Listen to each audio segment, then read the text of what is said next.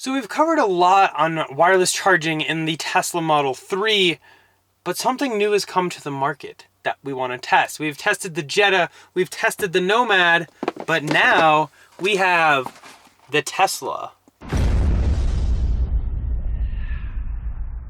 So Tesla actually released their wireless charger for Model 3, their own, and we got one here. So FYI, there's like the model number and all that in case you want to know.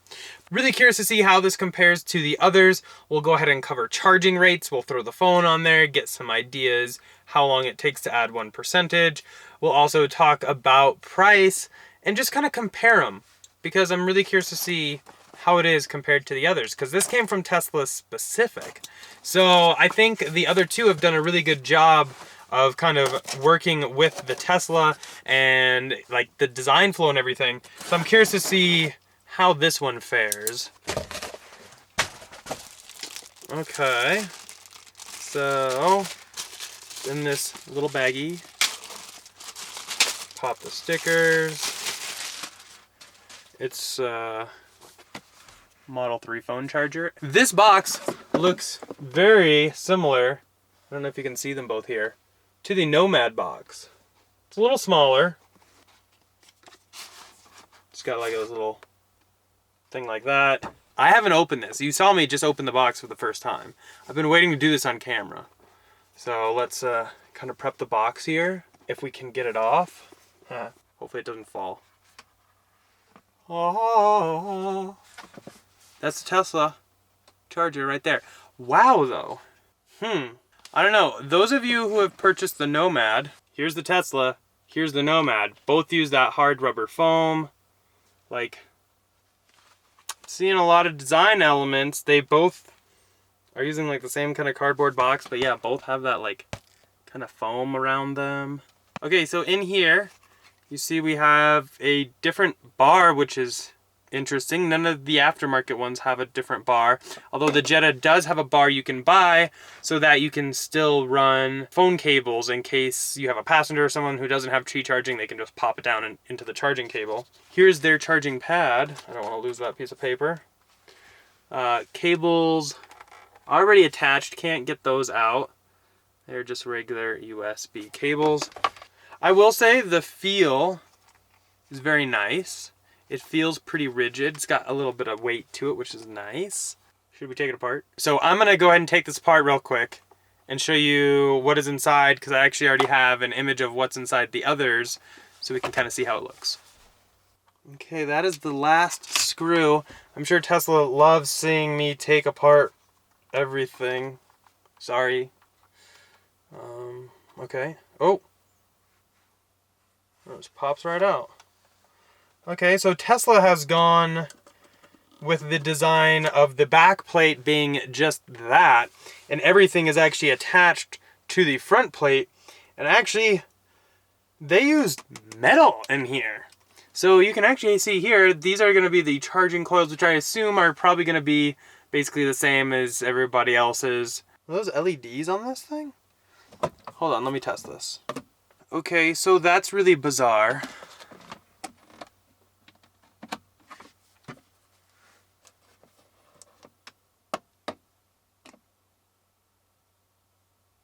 There are legit LEDs. You can see it says LD1 and LD2, which on most boards mean LEDs. LED lights right there, and also on this side. And those actually turn on when you're plugged in, but that's on the back plate. Tesla, if you're listening, sorry I took apart your charger, first off. I apologize in advance. But if you can turn those LEDs to the other side so they poke through here, that would be great. But I think maybe we should dive in a little deeper and take off these 8 screws right here. So hang with me. So those are the size of the coils. They definitely look like larger coils compared to the other chargers that we have taken apart. But I'm still confused why there are LEDs on the back. So they must just be buying like some Qi charging modules, which why not? Why should they make their own? and they just happen to have LEDs on them, and Tesla just went with it. It would be really nice if they were in the front. I'm just saying. I'm just gonna say it. We're all thinking it. Okay, we got it all back together, and now that little piece of paper that was included with it is actually regulatory information, which is very boring, and I won't bore you with it, but if you want to read it, go ahead and pause the video. But I think it's time we try to install this because I'm curious. It doesn't have any bottom, and the other two have a bottom right here.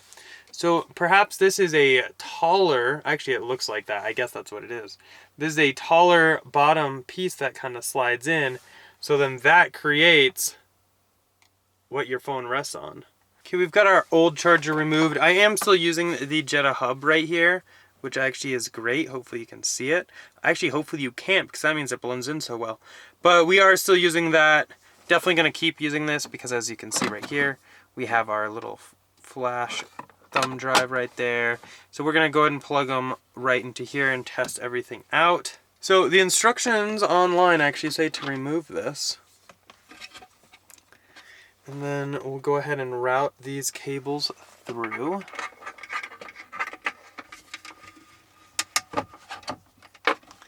Get that right in there. Okay, so right off the bat, the one thing I can say is the way they designed this is you can actually push this all the way up because the top is actually rounded. So that's actually kind of nice. And then right here you can actually see the little notches on the bottom of the device right there sit right to where the normal phone connectors go. And now just for kicks, here's the normal little plate. So while yeah, that would lock it in and fit, your phone would just fall right out. So instead, we will go ahead and use the little bracket it came with. Oh, there it goes. Just a little tight. And that actually provides a nice little ledge for the phone to sit on, whereas the normal one that comes with it is just like flush with this, so your phone would just fall right off. But we can go ahead and try sitting my phone on there real quick. I'm actually using it as a flashlight right now, but it actually fits right in there. And this is actually the S10 Plus with a case. And it sits like this is me trying to pull it.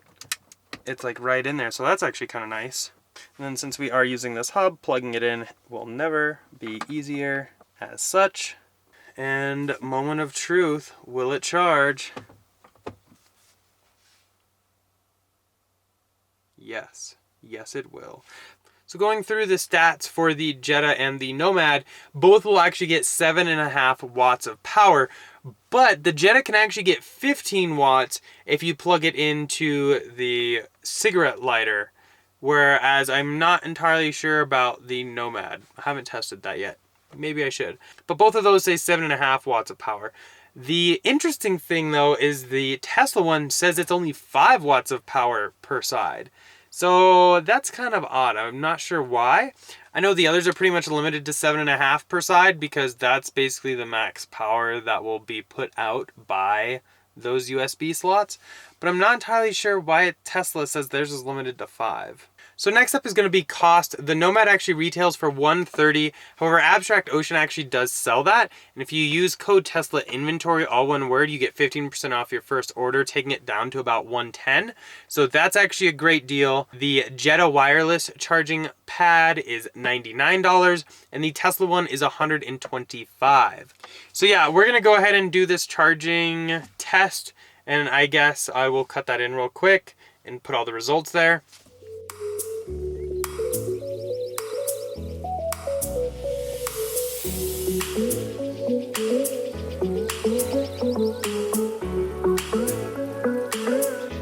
But yeah, that's basically it. Comment down below which one you actually prefer. I'll go ahead and link them all down there so you can check them out, as well as the Jeda hub. Highly, highly, highly recommend that, especially if you use the Sentry Mode dash cam, because you can have that plugged in, not have a wiry mess, which makes everybody happy.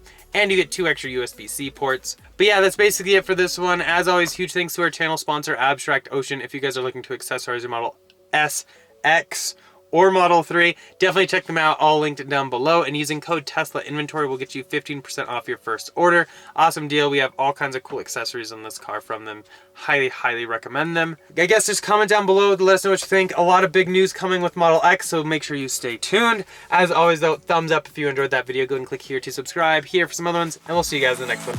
Bye.